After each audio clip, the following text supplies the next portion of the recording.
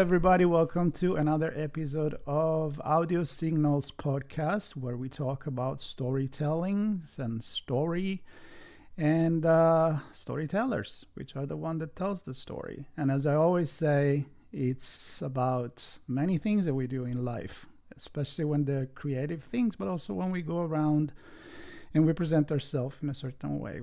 The way we dress, we tell a story. The way we talk, we tell a story. And of course, then there is the profession of telling stories. And that's writers, photographers, painters, songwriter, and videographer. There are also journalists. In our case, is my guest, Robin Hamilton, and she has a lot of story to share. And we're going to talk about something that I think is the first time that we get to the stories from this angle, which is the documentary side of things and how important it is to maybe promote social changes, which is something that I'm really passionate about. So I think it's enough. Robin, welcome to the show. I'm so excited to Thank have you. you. Yeah. Thank you so much, Marco. I'm thrilled to be here. I really, really appreciate it. And I feel so fortunate.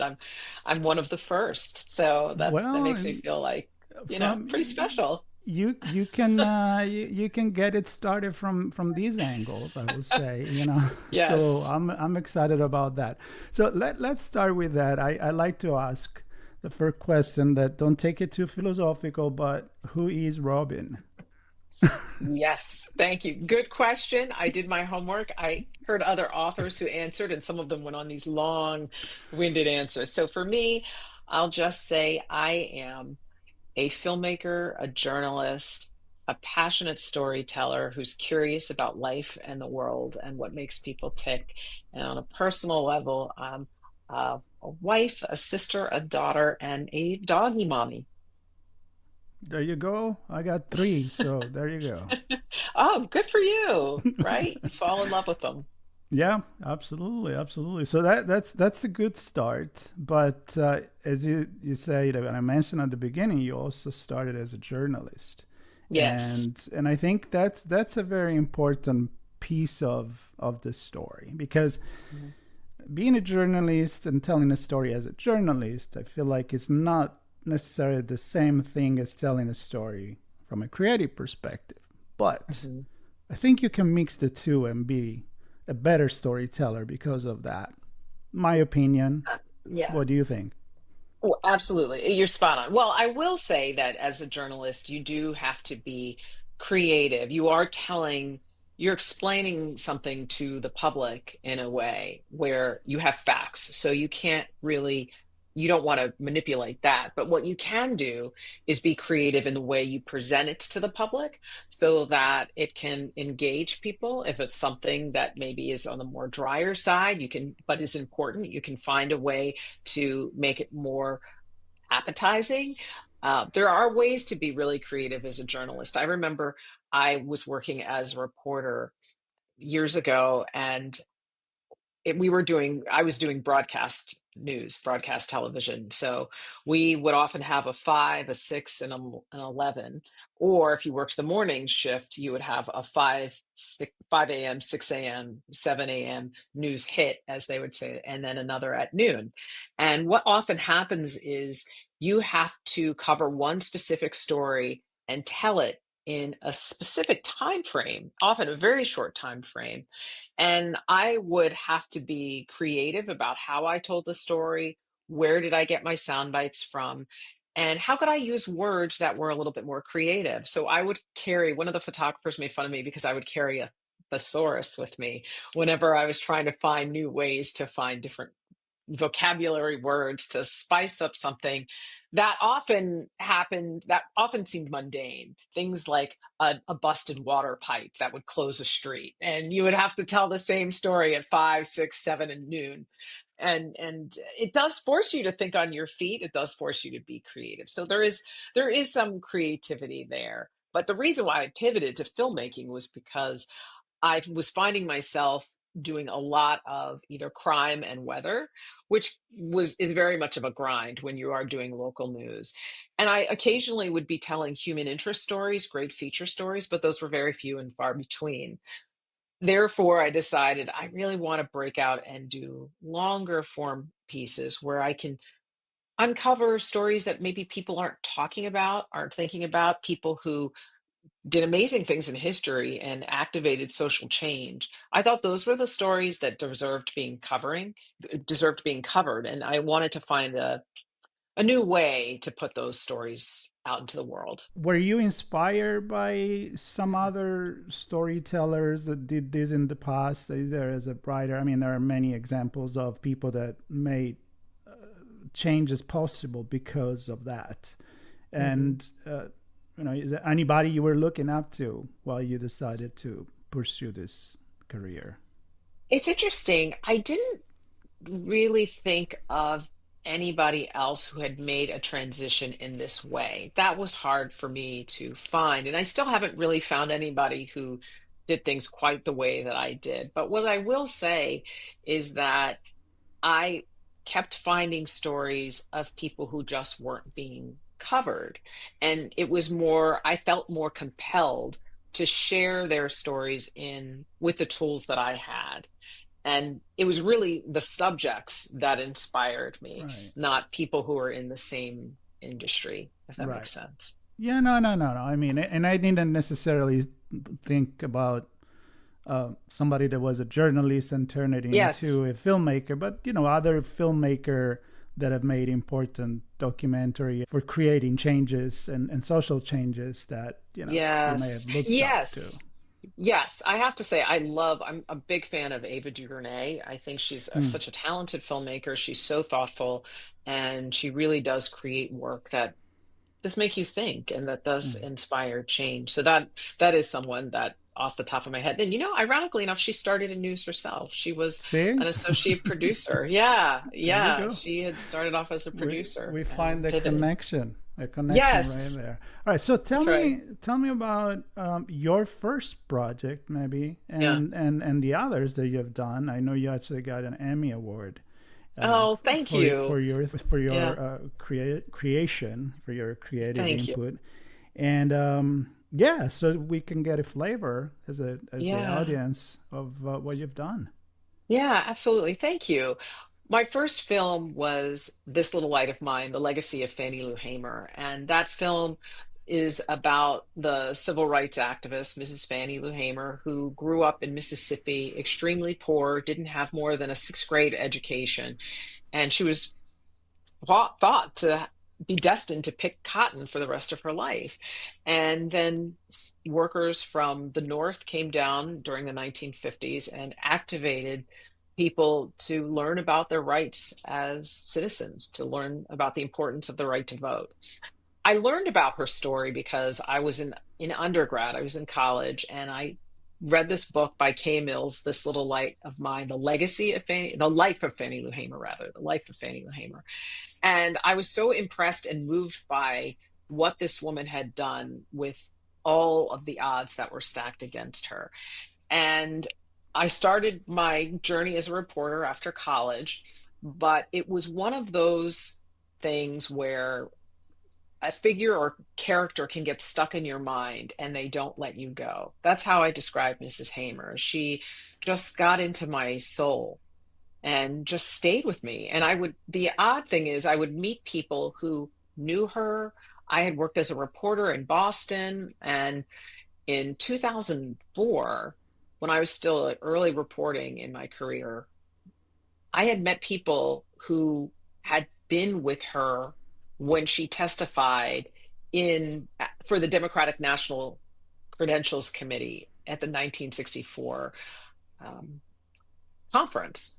And when I was in Boston, it was celebrating the 40th anniversary of that moment. And so I was meeting people who actually knew her. So her story kept coming up in my life. And then I met someone who had actually gone to jail with her when she was fighting for social justice. And I finally said, I really want to interview you. I want to do something. I don't know what it looks like. I don't know if it's a screenplay or something. And I had tried a screenplay, and you had a guest on earlier who was really entrenched in the screenplay life. He was a really fascinating interview. And I just didn't have that type of experience and exposure. So what I did was I said, I'll make a documentary because the screenplay wasn't going anywhere. I wasn't connected well enough. And I reached back out to this person and he had passed away. And that's when I realized I have to hold on to this piece of history and tell her story before other people who knew her, worked with her, lived with her aren't available to tell her story either. And what's significant about doing this film about Mrs. Hamer is that in this country, you can see all of the things that she fought for are still very much in danger today, whether it's women's rights, voting rights, labor rights, fair wages, feeding the hungry. They were all stories that she was fighting so hard for, issues she was fighting so hard for that we are still facing today. So often people ask me, why is it important to tell her story? Why is it important to kind of stick to this history lesson? And because I think not knowing your past, you are unprepared for the present and the future. You need to know what people were up against. And she's also a source of inspiration. Mm. Whenever you get very discouraged, I have her as a beacon in my room. I have a big poster in my room of her because she stands as someone who represents resilience and determination at almost any cost. Yeah. So you decided to talk about someone that you really admire, and it I'm Yes. not gonna say comes easy, but definitely the passion is there, Yeah. right? So Yes. which brings me to, it's kind of like what you said at the beginning, even telling the news about local crime or the weather or wherever it is, you were trying to give a different your own angle, right? So Yes.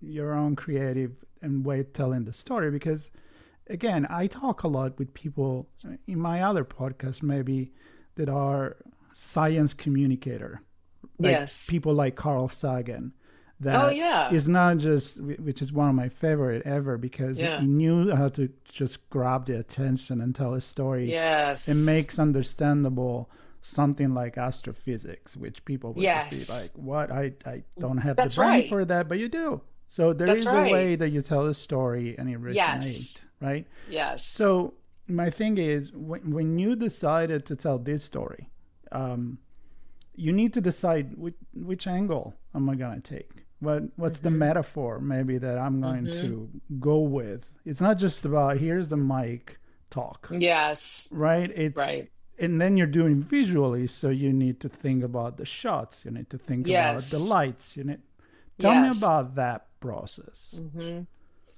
Well, what I do is I start thinking about who is the center of this story and then who is orbiting around this figure.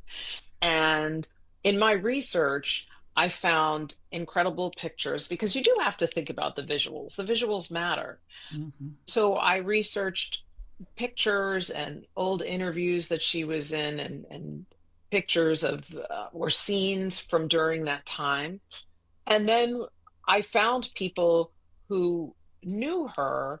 And one of my most favorite interviews was a woman who was a student at the time, and she's now in her 70s.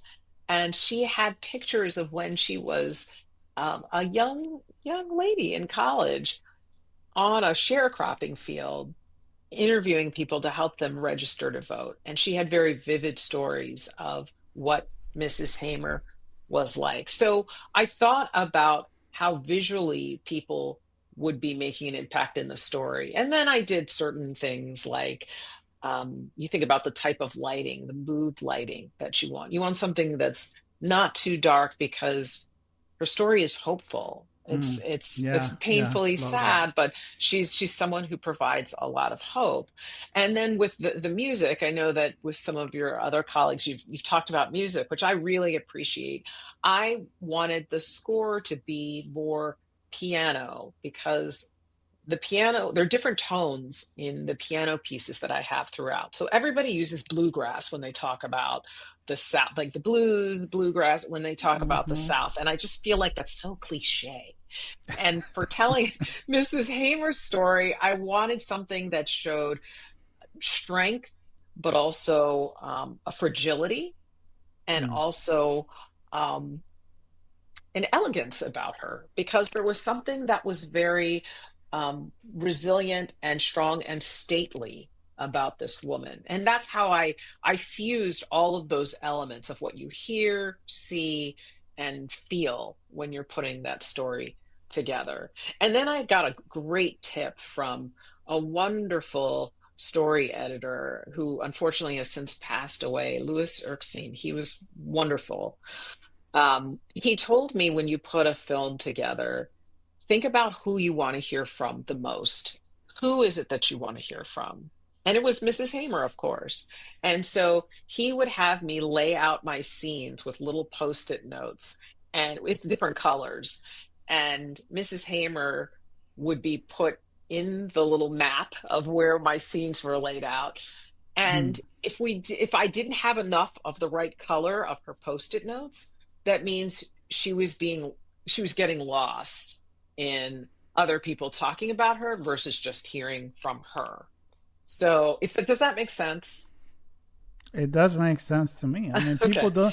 people don't think about all the details that goes behind. Yes. And I through my wife, actually, I am connected to the movie industry as well, and it Mhm. blows my mind the things I've learned that happen behind the Yeah. camera, right? Yes. And that you don't think about when you're watching the final product, which is also a No. very important things to talk about, is Yes. all that goes behind. But then That's in the right. end, people shouldn't be worried about that. They need to That's be right. immersed in the story, right? But there's so Exactly. many details, the music, the light, the photography, That the angle, that exactly. everything. Yeah, so it makes sense. Yes. Yes. And I appreciate you saying that, because so much thought goes behind it, but you want it to be so good that nobody thinks about it. You don't even Right. realize it. You're right. Yeah. And so if someone's talking about it, then that means maybe you didn't do something right. Right. Unless they're expert and they're critics and they're Exactly. really like Exactly. dissecting what you did, Right. right? That's Which right. could be a good thing. Right. Um, how about the other project that you've done? Mhm. Because I know you So, talk often about women, and yes. so that's the choice. But Yes. what else? Yes. Well, it's funny. I didn't plan on doing films only about women, but it just so happened that so often their stories are muted or forgotten. So Yeah, I ended up, that's how I found out about Mrs. Hamer. I did one about Mary Church Terrell, who was a suffragette in Washington, D.C. at the turn of the century, and she helped desegregate lunch counters. I did a story about two artists in Alexandria, Virginia, which is right outside of Washington, D.C., who recreate these doll houses, these miniatures, to show the friendship, love, community that they created. And the backdrop was against Jim Crow. So it's almost like watching little figures tell the story of history. I So you like have this that. juxtaposition of adult issues but childlike innocence. And then my favorite, I shouldn't say my favorite, all of my films are my favorites, but I did one about Odessa Madre. The film is called Odessa's Reign, and she was a 1950s gangster. She was a numbers runner who became one of the wealthiest women in DC during that time, running a really lucrative underground lottery. And what I thought was so fascinating about her was that she was a very smart woman, but conventionally she did not look like she belonged to the socioeconomic class that she was a part of. And there were also limited opportunities for Black women. She was also gay. She was also very heavyset. And so she had all of these issues. I hate saying the issues because they were just traits, but they were Yeah, they're considered not bad traits issues. at the Yeah, time. Right, yeah. right. But they were considered flaws at the time. Mm. But she had a brilliant mind. And with those skills, she carved out this life for herself. And she was able to embody this bravado, this strength that rivaled a lot of other, gangsters in the area. People called her the Black Al Capone in DC. Right. And so she's fascinating. She's a fascinating character. And I think there's a lot to be learned about her, not to glamorize crime, but to talk about what makes somebody tick, and Yeah, also what happens when you leave talent behind. She was incredibly talented, and if she had other means, who knows what she could have been. Right. And I think that's an important angle because you can look at the story from different angle. And this is actually an interview I did with a musician. He's a classic guitar player, a really really good one. And we were talking about the fact that when you play a song, you play three different songs. Now I'm gonna try to remember it correctly. Hmm. Like one is the way you play it, and one is the original song, maybe if you're doing a classical piece. And then Yes. the other one is what people perceive. Because the audience Yes. may hear a different story than you one you're having in your head. And I think you can apply that to music, but also to what people are gonna get when they see your documentary. So people that Yeah. look at your documentary and watch it and as on the gangster may be finding, oh, why is she talking about somebody that is a gangster? Exactly. Well, you're not getting the Yes. point, right? The Yes. point is Thank she you. had talent, and as you Yes. said, she could have applied and given the opportunity somewhere else. So Yes. Yes. that must be some kind of frustrating in for every creative person that is telling a story to think like, how am I gonna do it in a way that everybody get my point, but without dumping it down so Hmm. much that I Yes. lose all the creativity and my own view. Like, Yes. where did you draw a Yes. line?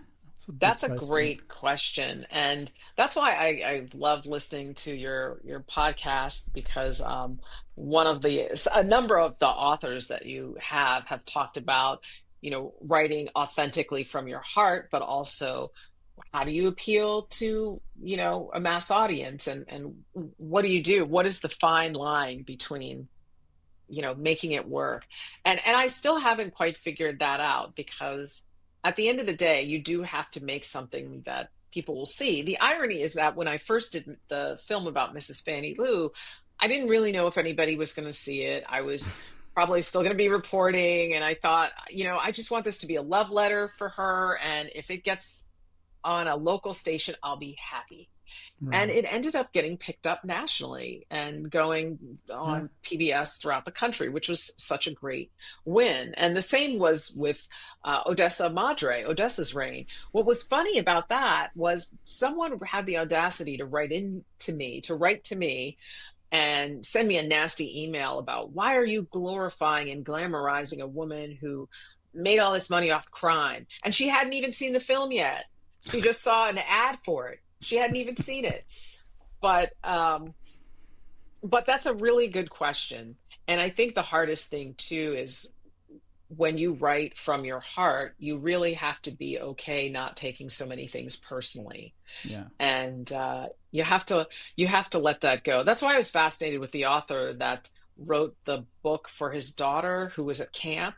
He wrote, do you Oh, remember yeah. that? Yeah, Yeah, he I wrote a thought he, letter to her, yeah, he like wrote a stories letter. every night. Yeah. Yeah, yeah. And he said, I'm not even going to think about what other people are thinking. I just want her to like it. I It just was want a her to one on like it. one, right? Yeah. Yes, it was a one-on-one. And there is something to be said with if you're just writing from your heart, um, that's the most authentic thing you can do. And yes, it may hurt if other people criticize it, but if you're coming from a really genuine place, then There's that's really what matters. Robin, there's always gonna be those people.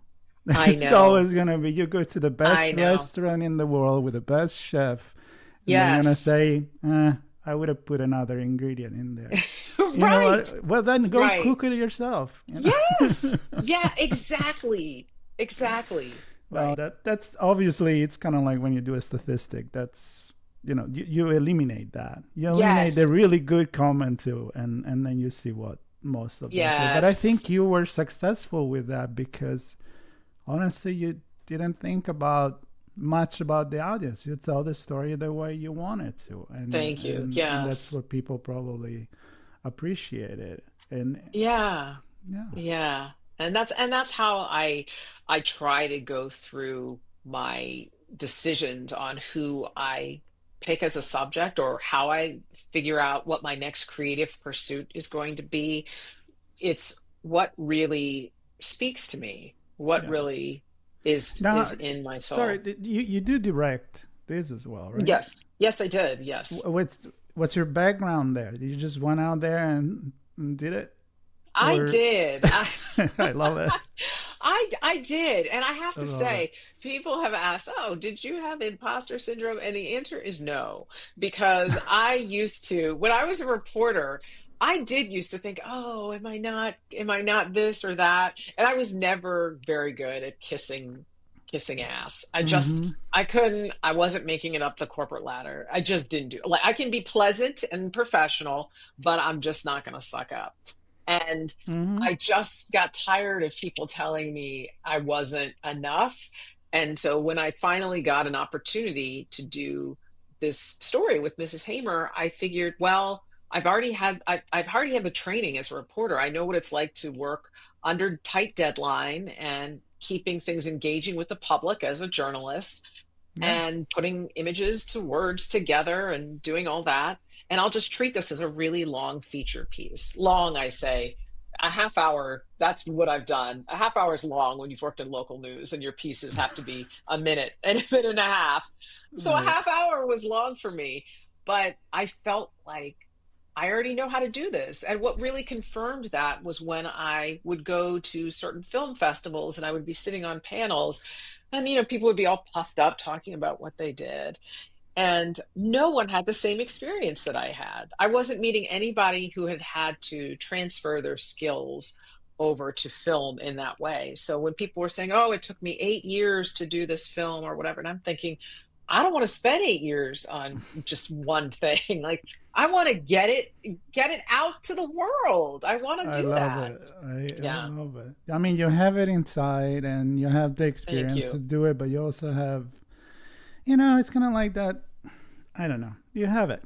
You either have Thank it you. or you don't have it. I mean, you can learn Thank you. things, but Yes. absolutely, you can always get better. There's always going to be somebody to Yes. teach you things, but if you have that inside you, you'll know, right? You'll Yes. know.